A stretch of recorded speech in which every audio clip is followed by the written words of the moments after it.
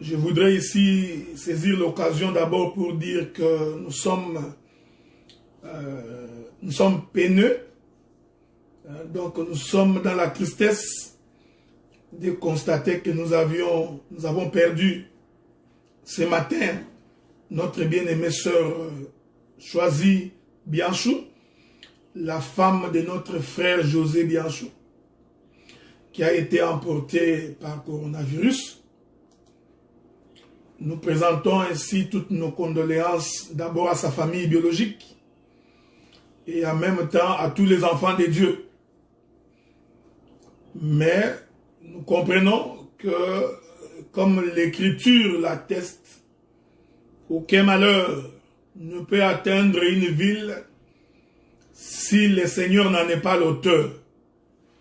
Et l'Écriture précise que si Dieu ne garde la maison, la sentinelle est en train de travailler en vain. Voilà pourquoi nous croyons que Dieu l'a ainsi décidé. Nous ne pouvons que rendre gloire en son nom, mais nous savons que cela fait très mal au cœur. Nous savons que c'est difficile, mais cela ne nous empêche pas de continuer notre marche de sanctification. Je profite de cette occasion pour saluer tous les bien-aimés qui sont connectés. Je vous rassure que nous passerons des très bons moments dans la présence du Seigneur. Je remercie également le bien-aimé frère Jimmy pour le travail qu'il est en train d'abattre, le travail qu'il est en train de réaliser au niveau de notre compte YouTube. Merci beaucoup, que le Seigneur se souvienne de toi. Nous sommes déjà dans les préparatifs de notre page de notre page internet. Je crois que d'ici 3 à 4 semaines, nous aurons déjà notre site qui va être élaboré par notre bien-aimé Delphin depuis le Canada. Et une fois que le site va être lancé, alors nous pourrons ainsi héberger notre radio. Donc, une fois que nous serons en marche, je reviendrai vers vous pour solliciter encore votre contribution. Mais laissez-nous d'abord avancer et je vais revenir vers vous. Les choses étant dites, nous allons donc continuer notre marche de sanctification. Nous avons l'habitude de parler, de beaucoup parler, nous nous excusons. Mais des fois nous parlons parce que cela nécessite que nous parlions ainsi. Nous sommes en train de parler de Judas, le beau-père qui va avec sa belle-fille Tamar. Et nous sommes aujourd'hui en train d'aborder, si je ne me trompe pas, la 5e partie de notre intervention. Et je viens de me rendre compte que je pourrais probablement intervenir en 10 ou 12 épisodes avant de pouvoir terminer. Donc je vous prie donc de me supporter un peu. Je vous prie donc d'être indulgent parce qu'il y aura beaucoup de choses à dire. Rentrons ainsi dans notre texte de base, Genèse chapitre 38. Nous retournons dans Genèse, son chapitre 38. Nous lisons le verset 5 et le verset 6 et le verset 7. Il est écrit: elle enfanta de nouveau un fils, qui est le 3e fils bien entendu, qu'elle appela Sheila. Judas était à Zib quand elle enfanta. Judas prit pour Er son premier-né une femme nommée Tamar. Er, premier-né de Judas, était méchant aux yeux de l'Éternel, et l'Éternel le fit mourir. Voici les textes de base que nous allons devoir exploiter aujourd'hui. Je voudrais vous rappeler, comme j'ai toujours dit, question de placer les bornes afin que le peuple ne puisse pas déraper. Il faut savoir que quand nous sommes en train de lire les textes de la Bible, nous avons d'abord les textes qui peuvent nous raconter toute une histoire. L'histoire, prise dans sa globalité, peut dégager une pensée de l'écriture. Mais dans la globalité historique que nous tirons de la Bible, nous pouvons également extirper certaines portions dans l'histoire pour donner un autre enseignement. C'est pourquoi vous allez voir que dans toute l'histoire de Juda et de Tamar, nous ferons plusieurs lancers. C'est-à-dire nous dégagerons plusieurs enseignements, mais dans la même histoire. Donc, je pourrais sortir et revenir sur la bande principale. Je pourrais aller à gauche et revenir sur la bande principale, mais tout en vous faisant comprendre la pensée de Dieu. La Bible dit, je vous avais dit que Juda a donné naissance à 3 enfants, avec la femme cananéenne. J'ai expliqué de plusieurs manières ce que signifie les 3 enfants de Juda. J'ai expliqué que la femme cananéenne représentait à la fois la maison d'Israël et aussi l'Église, les nations. Je voudrais ajouter une portion aujourd'hui avant d'aller toucher Er, le fils premier-né de Juda. Les fils, je vous avais dit, sont l'expression du Père. Les fils sont l'expression, l'intérieur du Père. En d'autres termes, par les fils, nous comprenons le Père. Est-ce que vous voyez ça? J'avais expliqué ça la fois passée. Quand Jésus dit qu'il m'a vu, a vu le Père, Jésus nous faisait comprendre que lui, il est l'expression du Père. Donc, quand on observe Jésus, quand on observe les actes posés par Jésus, quand nous observons la vie de Jésus, cela nous permet de comprendre le Père. Pourquoi? Parce qu'il est l'expression de l'intérieur du Père. Donc, les fils sont l'expression du Père. En d'autres termes, les 3 enfants de Juda, je voudrais ici dire, Er, Onan et Shelah, ces 3 enfants sont en réalité l'expression de Juda, leur père. Maintenant, vous allez comprendre que les fils, suivez attentivement, les fils précèdent le père.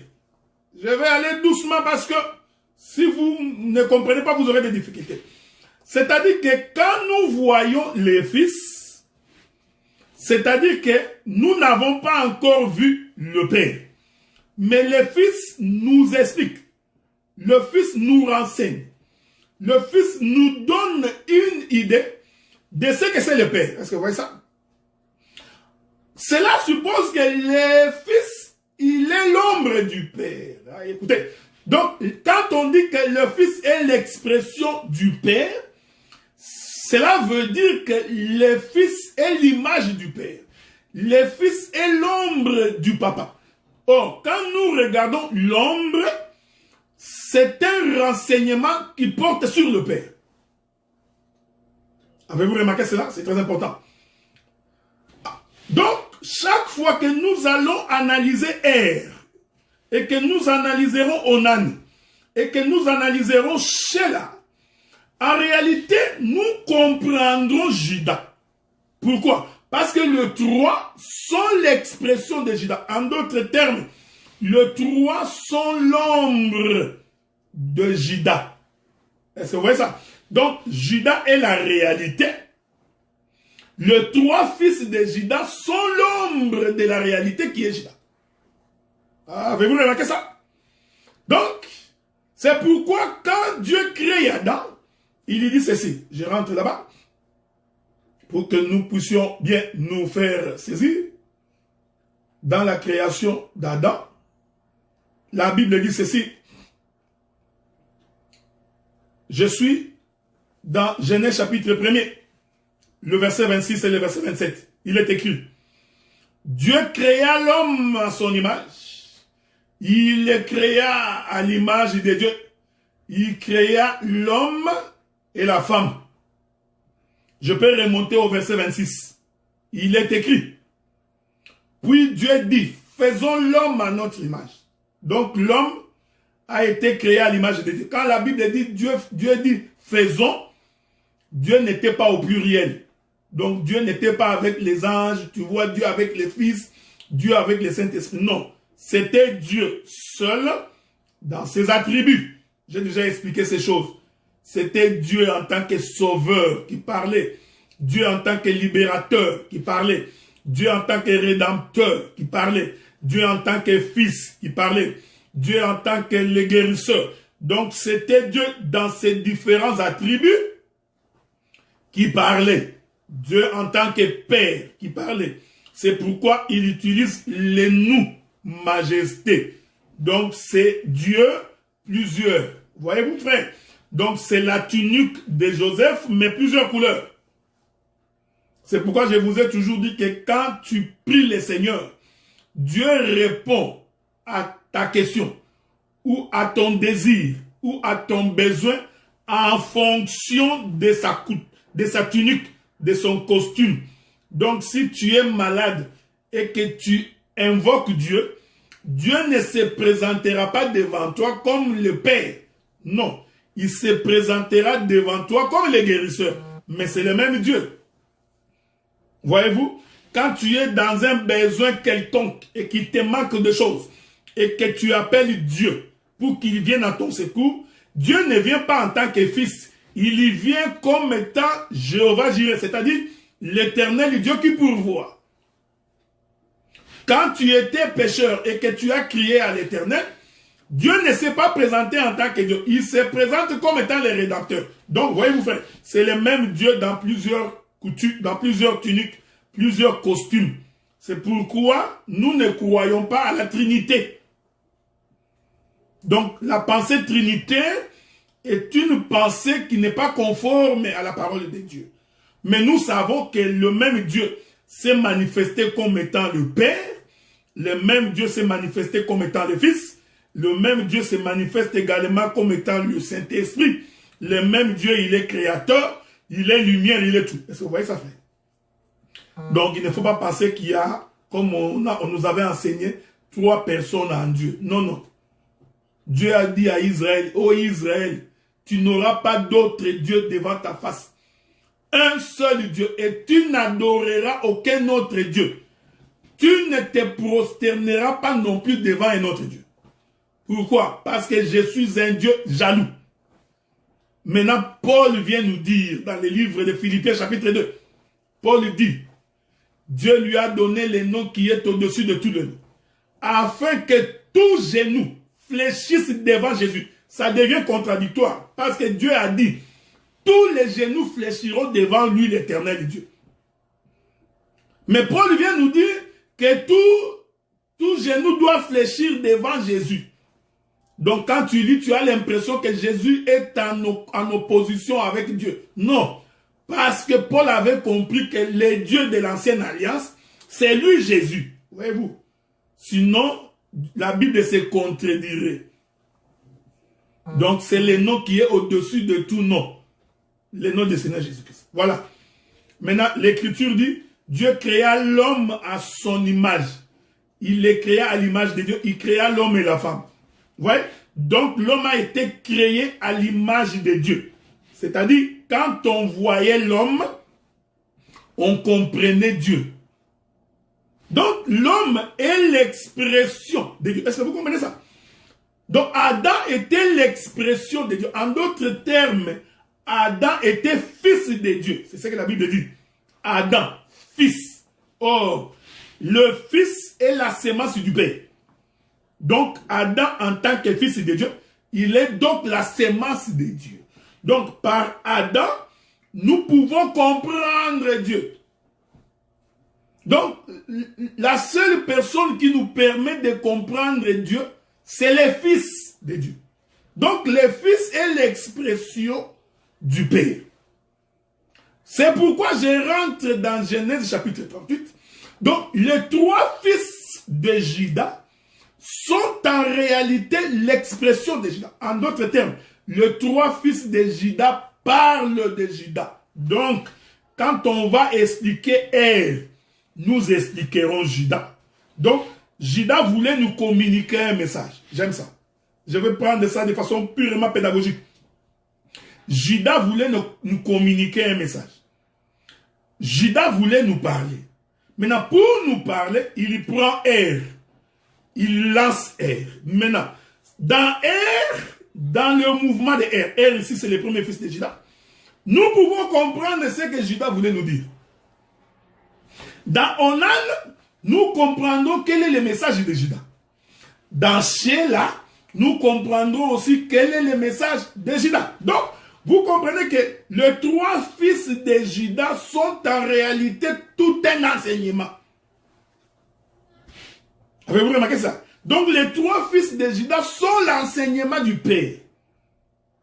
C'est pourquoi nous n'avons pas honte de dire que les 3 sont l'expression de Dieu. Il parle de Dieu. Maintenant, lisons 2 écritures d'abord, pour commencer. Prenons le livre de Luc. Prenons Luc. Chapitre 24. Luc, chapitre 24. Nous allons très vite avec vous lire le verset 44. Luc, chapitre 24, verset 44. Il est écrit. Puis, j'aime ces choses. J'aime ces choses. La Bible dit. Non, je vais essayer de commencer par le verset 42. Luc 24, verset 42. La Bible dit. Ils lui présentèrent du poisson et un rayon de miel. Parce que quand tu manges le miel, il faut que les yeux s'ouvrent. C'est ce que disent les Écritures. Quelqu'un qui est aveugle, il n'a pas encore mangé le miel. Il en prit et il y mangea devant eux. Puis il leur dit, c'est là ce que je vous disais lorsque j'étais encore avec vous, qu'il fallait que s'accomplisse tout ce qui est écrit de moi dans la loi de Moïse. Avez-vous remarqué? Dans les prophètes et dans les psaumes. Je répète ça. Jésus dit aux disciples que dans toute la loi de Moïse, ce qui est écrit à propos de lui. De 1. 2. Dans tous les prophètes, c'est de lui qu'il est question. Et il continue dans tous les psaumes. Avez-vous remarqué? Donc, la loi de Moïse, les prophètes et les psaumes, tous les 3. Je suis ici en train d'expliquer les 3 fils de Juda. Donc, quand vous lisez, vous allez comprendre que ces 3 choses, la loi de Moïse, les psaumes et les prophètes, tous les 3 parlent de Jésus-Christ. J'aime ça. J'aime cette précision. Donc, vous comprenez maintenant que ici Jésus leur disait, en commençant par la création, c'est-à-dire en commençant par Genèse, jusque sur la croix, tout ça parle de moi. Mais regardez frère, c'est étonnant parce que nous savons que les livres de Genèse parlent de Dieu. Les livres d'Exode parlent de Dieu. Lévitique parle de Dieu, parce que ça c'est Moïse. Deutéronome, Nombre parle de Dieu. Vous prenez les livres des Juges, de Josué.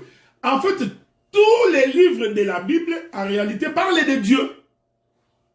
Mais lui, Jésus dit, non. En réalité, ces livres-là parlent de moi. Voyez-vous? Donc, il confirme qu'il est Dieu. Voyez-vous, frère, hein? J'insiste. Jésus dit, l'écriture que je viens de vous donner, c'est une écriture importante. Même plus tard, pour comprendre la Bible, il faut bien saisir cette écriture. Jésus dit que dans les prophètes, donc les prophètes parlent de Jésus. C'est pourquoi j'ai dit ici, le prophète, je vous ai toujours dit, le prophète, ce n'est pas seulement celui qui dit « Ainsi parle l'Éternel, Dieu des armées ». Non. Adam est un prophète. Pourquoi? Parce que les actes posés par Adam sont des prophéties pour expliquer Dieu. Est-ce que vous comprenez? Donc, Jérémie est un prophète.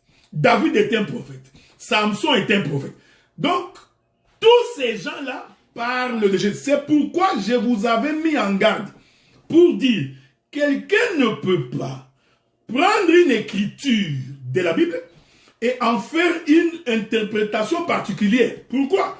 Parce que ces écritures parlent de Jésus. Je suis dans Luc chapitre 24, verset 44.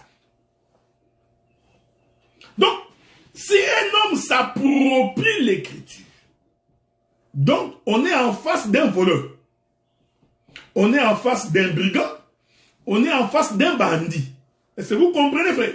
Donc, les écritures sont des choses où ce sont des éléments qui nous enseignent sur le Seigneur Jésus-Christ. Est-ce que vous comprenez ce que nous disons? C'est pourquoi la Bible dit, dans Luc chapitre 4, verset 44, que la loi, les psaumes et les prophètes. C'est pourquoi quelqu'un qui n'est pas enseigné va commencer à prier les psaumes. Bien-aimé, si tu es malade, répète psaume chapitre 23. L'Éternel est mon berger, je ne manquerai de rien. Il me fait me reposer dans les verts pâturages, même quand je marche dans l'ombre de la mort. Tu répètes les psaumes, tu penses que tu es en train de prier. Non, non, non, non. Jésus dit que même les psaumes parlent de lui. J'aime la Bible, frère. Est-ce que vous comprenez? Heureux l'homme qui ne marche pas selon les conseils des méchants, qui ne s'assied pas en compagnie des moqueurs. Je t'informe, ces psaumes. Mais ces psaumes-là parlent de Jésus. Ce n'est pas une prière qu'il faut répéter. Donc, si quelqu'un répète les psaumes, comprenez qu'il n'a pas compris les Écritures. Ce n'est pas moi, frère. Hein? Je vais aller doucement, ma soeur Déborah. Ce n'est pas moi, c'est ce que Christ a dit. Je vais répéter ça calmement pour que tu comprennes. Regardez. Nous pouvons t'exhorter. Je peux t'exhorter, bien aimé. Même quand tu traverses l'ombre de la vallée de la mort, l'Éternel est avec toi. Je t'exhorte.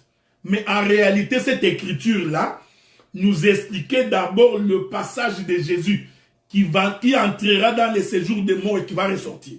C'est pourquoi je vous avais fait remarquer qu'en réalité, si nous avons part à l'héritage, c'est parce que nous appartenons à Christ. Quand nous devenons membres de son corps, c'est comme ça que les écritures qui concernaient Jésus deviennent notre héritage. Vous voyez ça? Je rentre dans Luc chapitre 24. Laissez-moi rentrer là-bas pour que les bien-aimés me saisissent bien. Luc 24, verset 44. Puis il leur dit, il est écrit, puis il leur dit, c'est ce que je vous disais lorsque j'étais encore avec vous, il fallait qu'il s'accomplisse tout ce qui est écrit de moi, dans la loi de Moïse, dans les prophètes et dans les psaumes. Voyez-vous, frère? Donc, quand tu es en train de lire la loi, je vous avais dit que la loi, ce n'est pas seulement les commandements. Donc, la loi, c'est tout ce que Moïse a écrit. Donc, Moïse a écrit Genèse, Exode, Lévitique, Nombre, Deutéronome. Maintenant, tous les prophètes qui sont venus après, ils ont prophétisé dans Moïse. Même David, c'est dans Moïse. Les psaumes, c'est dans Moïse. Est-ce que vous comprenez ça, frère? Donc, nous comprenons maintenant que le trois fils de Juda, étant l'ombre de Juda, représente la loi, les psaumes et les prophètes. Soulignez ça, soulignez. Il faut bien souligner ça parce que si tu ne soulignes pas ça, là où nous partons, il y aura un vent très impétueux. Donc, il faut souligner parce qu'il va souffler un vent impétueux bientôt.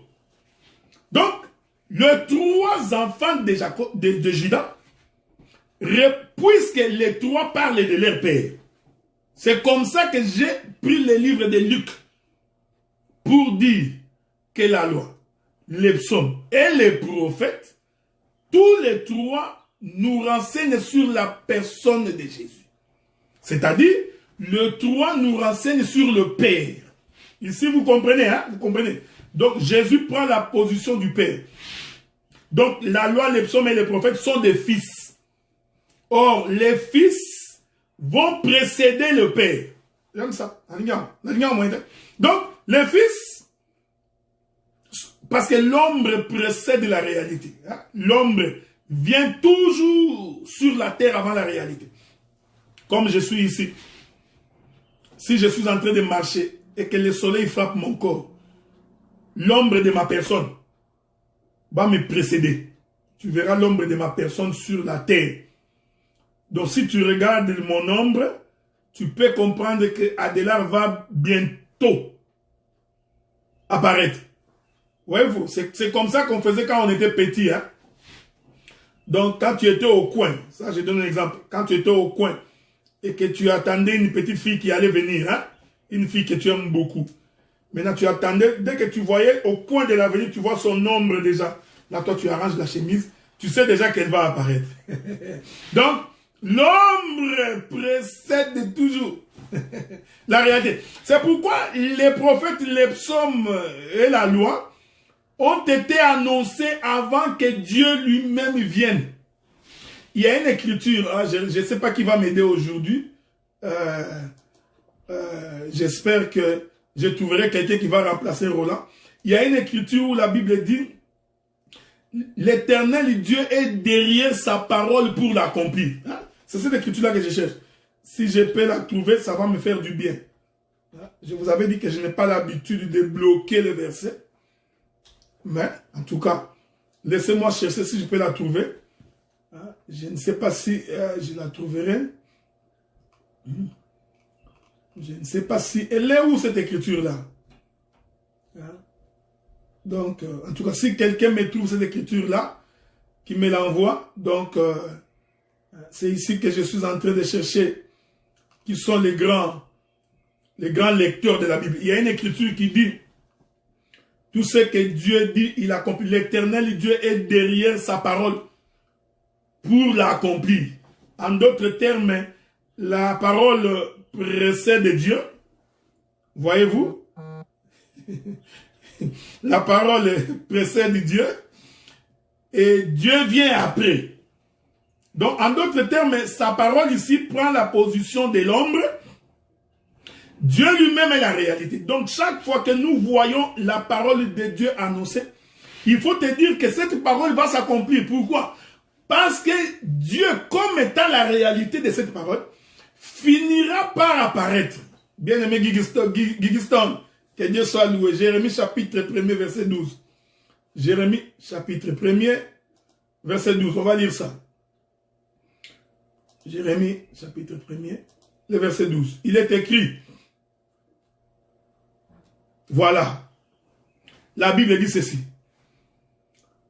Et l'Éternel me dit, tu as vu, car je veille sur ma parole pour l'exécuter. Il y a une autre critique qui dit, toute parole qui sort de la bouche de l'Éternel, elle ne rentre jamais sans effet. Dieu veille à son accomplissement. Gigiston, alors, merci beaucoup. Prenons, Gigiston nous donne 1 Pierre chapitre 1er, verset 10 à 11. Prenons également 1 Pierre. 1 Pierre chapitre 1er, le verset 10 et le verset 11. Nous lisons. Il est écrit, les prophètes qui ont prophétisé touchant la grâce qui vous a été réservée ont fait de ce salut l'objet de leurs recherches et de leurs investigations, voulant sonder l'époque et les circonstances marquées par l'Esprit de Christ qui était en eux. Voyez-vous? Qui a attesté d'avance les souffrances de Christ et la gloire dont elle serait suivie. Voilà. Je vois que tous les aigles sont en train de voler en cascade. Hein? Lamentation, mais bien aimé Guigiston, mais doucement, je sais que tu veux détrôner Roland, mais c'est d'aller doucement, ok? Bon, Lamentation chapitre 3, verset 37. Allons-y. Lamentation, les livres de Lamentation chapitre 3, verset 37. Ajoutons également cette écriture-là. Nous lisons. Qui dira qu'une chose arrive sans que le Seigneur ne l'ait ordonné? N'est-ce pas de la volonté du Très-Haut que viennent les maux et les biens? Bon, c'est un peu ça. Voyez-vous? Je vous aime bien, mes bien-aimés. Ça prendra 3 ans et demi à Gigiston pour remplacer Roland. Bon, regardez. J'y vais doucement. Donc, la parole précède Dieu. Hein? L'Éternel Dieu est derrière sa parole pour l'accomplir. Donc, Dieu veille à l'accomplissement de ce qu'il a dit. Donc, la parole qui vient en avant annonce Dieu. Et Dieu lui vient en deuxième position. C'est très important. Cela veut dire que le Fils, quand nous voyons le Fils, nous comprenons que le Père va se manifester.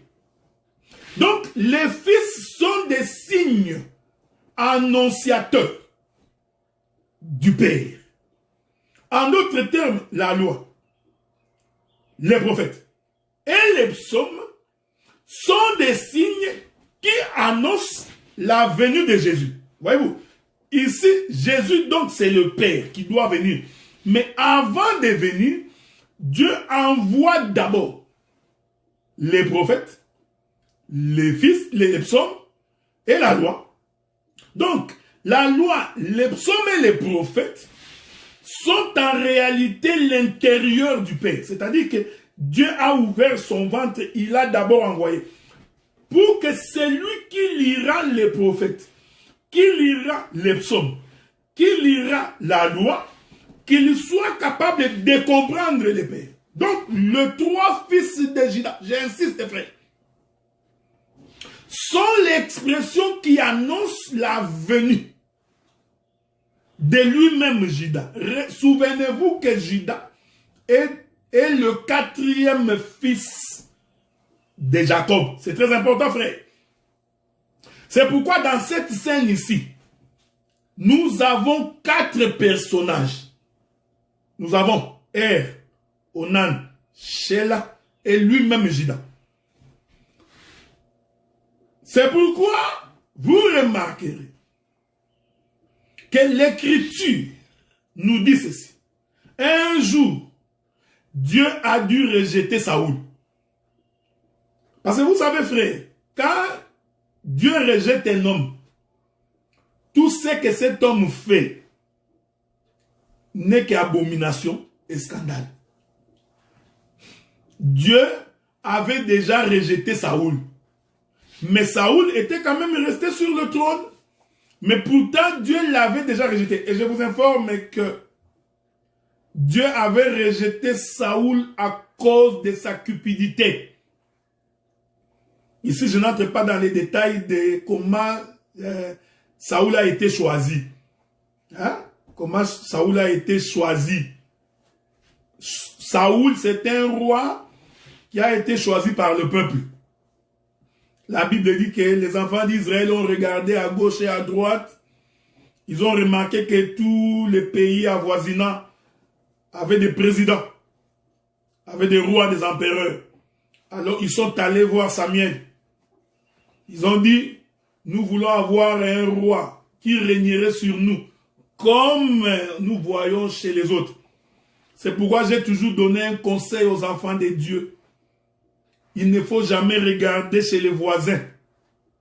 Quand tu es fils de Dieu, apprends à demeurer dans ta maison. Apprends à demeurer dans ta parole. Voyez-vous, frère? Parce que si tu regardes chez les voisins, tu vas pécher. Si tu regardes chez les voisins, tu vas être dérouté. Voyez-vous, nous n'épuisons pas les modèles chez les voisins. Non, tu vois là-bas, on fait ceci. Tu vois là-bas, ils ont fait ceci. Non, non, non. Nous n'avons pas besoin de regarder chez les voisins. La parole de Dieu en elle-même nous suffit. Pour autant que nous observons cette parole. Israël a regardé chez les voisins. ils sont venus réclamer un roi chez Samuel. Samuel prend Saoul, il établit roi en Israël. Pourtant, Saoul ne peut pas être roi en Israël. Vous savez pourquoi? Parce que la Bible dit que Saoul était de la tribu de Benjamin. Donc Saoul, c'était un benjamite. Or, dans la prophétie, nous allons lire avec vous, Genèse chapitre 49. Allons lire la prophétie. Genèse 49. Écoutez ce que Jacob a dit. Je suis dans Genèse chapitre 49. Le verset 8. Il est écrit. Judas est un jeune lion qui revient du carnage. Mon fils, il ploie les genoux, il se couche comme un lion, comme une lionne qui le fera lever. Le sceptre ne s'éloignera point de Judas, ni le bâton souverain d'entre ses pieds, jusqu'à ce que vienne le Shiloh et que le peuple lui obéisse. Dieu avait réservé le bâton du commandement à la tribu de Juda. Voyez-vous, frère? Donc, le sceptre, le bâton du commandement. Ici, nous comprenons que le bâton du commandement, c'est la royauté. Parce que le roi commande par son bâton. Il ordonne par le bâton. Donc, quand nous voyons le bâton, nous comprenons que le roi est dans ce territoire. C'est très important parce que j'expliquerai Tamar plus tard. Parce que Judas lui a remis également un bâton. Est-ce que vous comprenez ça? Donc, Judas, le bâton, c'est le commandement, c'est la royauté. Dieu avait prophétisé par la bouche de Jacob. Ici, c'est encore l'ombre, c'est la loi, c'est les prophètes. Tout ça nous enseignait sur Jésus, sur Dieu lui-même. Il dit, le bâton du commandement ne peut pas quitter Judas. Est-ce que vous comprenez? Donc, Judas doit garder le modèle. La royauté, la divinité, c'est Judas. C'est pourquoi Psaume dit, Judas est son sanctuaire. Israël est son domaine. Le sanctuaire de Dieu. Là où Dieu habite, sa maison, son appartement, sa chambre est dans Judas.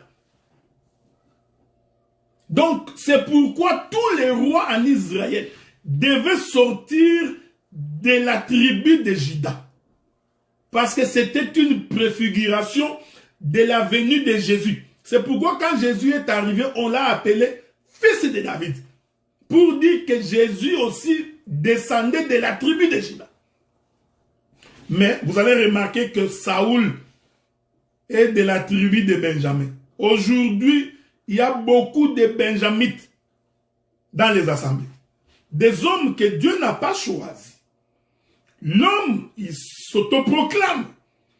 Maintenant, il vit dans les péchés. Il ne craint pas Dieu. Il ne respecte pas la parole. Il parle comme Pharaon. Pharaon a dit, qui est Dieu pour que j'obéisse à sa voix? C'est ce que tu dis. Quand un homme de Dieu n'obéit pas à la parole de Dieu, ne se soumet pas à la parole de Dieu, vous comprenez qu'il a l'esprit pharaonique. C'est un pharaoniste. Vous comprenez ça? Donc c'est la théorie du pharaonisme.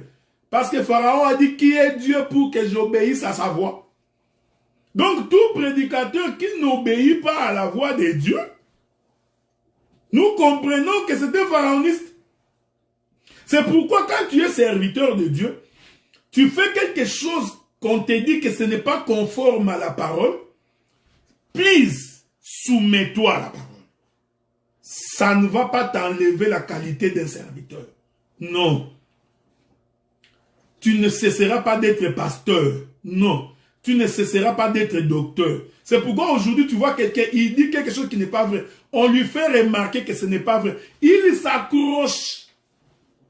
Parce qu'il croit que s'il se répand, parce que je vous avais dit frère, caractéristique principale d'un fils de la perdition, c'est quelqu'un qui ne se répand jamais. Quand vous voyez quelqu'un qui ne se répand pas, comprenez que c'est un candidat pour l'enfer. Parce que celui qui ne se répand pas, c'est un incrédule. Or, les incrédules n'hériteront pas le royaume des cieux. Quand on est serviteur de Dieu, qu'on a commis une erreur, qu'on te le fait remarquer, répands-toi. ça ne t'enlève pas l'étiquette d'être enfant de Dieu. Est-ce que vous comprenez ça, frère? Donc, il y a des prédicateurs choisis par les hommes, comme Saoul. C'est pourquoi Dieu ne l'avait jamais aimé. Je t'informe que Dieu n'a jamais aimé Saoul. Est-ce que vous comprenez ça? Donc, c'est très important pour que les gens, les hommes de Dieu puissent comprendre ce que nous disons. La Bible dit ceci. Nous allons continuer doucement pour que les gens puissent bien nous comprendre. Donc nous faisons un effort, nous tous, pour que lorsque nous avons commis des erreurs, lorsque nous nous sommes mal comportés, et qu'on nous fait remarquer la chose, que nous puissions nous soumettre à la parole. Mais il y a des hommes, même quand on leur dit la vérité, l'homme refuse, il s'accroche. Maintenant, vous allez remarquer ceci. Donc, Dieu avait prévu que le bâton du commandement ne peut pas quitter Juda. Donc, c'est de Juda que les choses doivent se manifester. Mais vous allez voir que cet homme de Saoul va quand même devenir... il devient quand même... voyez-vous ce que nous comprenons? Bon. Ainsi, vous remarquez, l'Écriture dit qu'un jour, je suis en train d'expliquer les 3 fils de Juda. Maintenant, je célèbre le mariage. Hein. Nous sommes en train de célébrer le mariage. L'homme quittera son père et sa mère et s'attachera à sa femme. L'Écriture dit qu'un jour, Israël était au combat. Et étonnamment, ce jour-là, Goliath se présente. Quand Goliath se présente, Goliath va changer le cours du combat. Goliath dit non, non, non, aujourd'hui, nous n'allons pas nous battre en désordre. Je n'ai besoin que d'une seule personne. Qu'un homme se lève au milieu de vous. Cet homme-là, je le combattrai. Si je le bats, vous deviendrez nos esclaves. Ah, donc nous comprenons que la victoire, on ne peut l'obtenir que si quelqu'un, un seul homme, remporte. Voyez-vous? C'est pourquoi nous disons, ta prière de combat, si elle n'est pas de celui qui a remporté le combat, tu es en train de faire une prière de combat dans le vide. Ce jour-là, la Bible dit que le papa de Juda, le papa de David, qui est aussi de la tribu de Juda, avait envoyé 3 de ses enfants sur le champ de bataille. Avez-vous remarqué? Donc, il y avait sur le champ de combat, là-bas, 3 enfants d'Isaïe, le papa de David. Ces 3-là étaient déjà au combat. Pendant que les 3 étaient au combat, il n'y avait pas de victoire. J'aime ça, j'adore ça. Mais pourtant, les 3 fils d'Isaïe, qui sont les frères de David, sont aussi de la tribu de Juda. Mais leur présence sur le champ de combat n'a pas donné la victoire aux Israélites. Donc, nous comprenons que les 3 enfants d'Isaïe, frères de David, sont en réalité l'image de la loi, des psaumes et des prophètes. Pourquoi? Parce que la loi, les psaumes et les prophètes ne sont que l'ombre. Elles ne sont pas la réalité. Est-ce que vous me suivez? Or, l'ombre ne peut pas donner la vie. L'ombre ne peut pas donner le salut. L'ombre ne peut pas t'affermir. L'ombre ne peut pas t'accorder la rédemption. Donc, nous comprenons que les 3 enfants d'Isaïe, frères de David, qui étaient sur le champ de combat, en réalité, les 3 étaient l'expression de David. Est-ce que vous me suivez? Pourquoi? Parce que la Bible dit ceci. Isaïe va appeler David. Il dit, David, je vais t'envoyer afin de t'enquérir de la situation de tes frères. Donc, si les 3 frères de David n'étaient pas au combat, cela suppose que David n'allait pas venir. Est-ce que quelqu'un me comprend? Donc, si les 3 frères de David ne se trouvaient pas au combat, donc nous comprenons que David n'allait pas venir. Donc, si David est allé au combat, c'est parce que premièrement, 3 de ses frères étaient déjà au combat. En d'autres termes, les 3 frères de David annonçaient la présence de David. Les 3 frères de David parlaient de David. Donc, si les fils des prophètes étaient sur le champ de combat ce jour-là, en regardant le frère de David, ils allaient comprendre que David finirait par venir. Est-ce que vous comprenez ça? Ils allaient comprendre que la présence de ces 3 ici nous annonce que David viendra.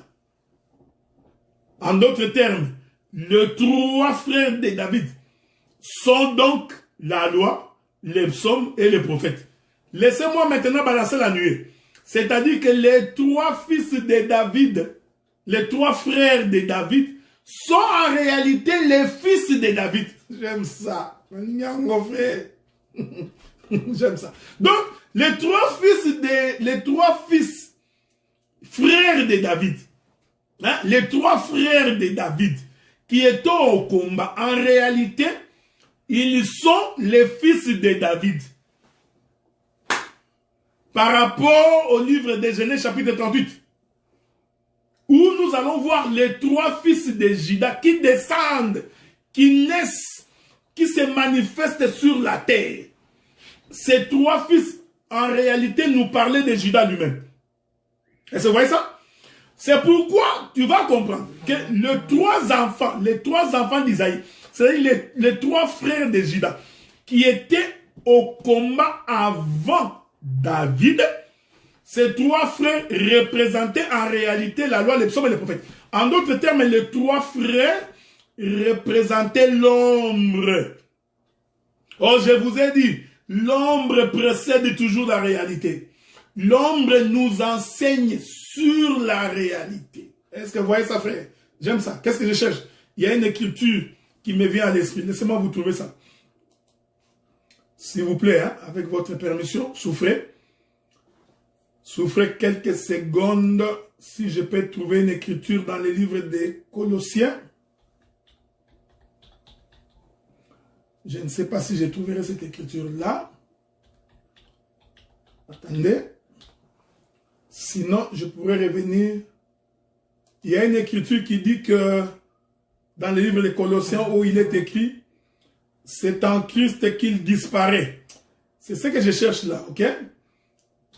Dans le livre des Colossiens, si je ne me trompe pas, sinon, je peux encore faire appel au bien-aimé Guy Stone pour nous trouver cette écriture-là qui devrait se trouver dans le livre des Colossiens, à moins que je me trompe. Mais je reviendrai là-dessus plus tard. Laissez-moi du moins avancer et revenir plus tard si le Seigneur, si le Seigneur le permet. Hein? Je ne l'ai pas encore trouvé, mais si je la trouve, je reviendrai là-dessus. Donc, hein, où il est écrit, c'est en Christ que ça disparaît. Hein? Donc, vous comprenez? Donc, la loi, voilà, il y a encore une écriture qui me vient à l'esprit, en attendant que le bien-aimé Guy Stone nous amène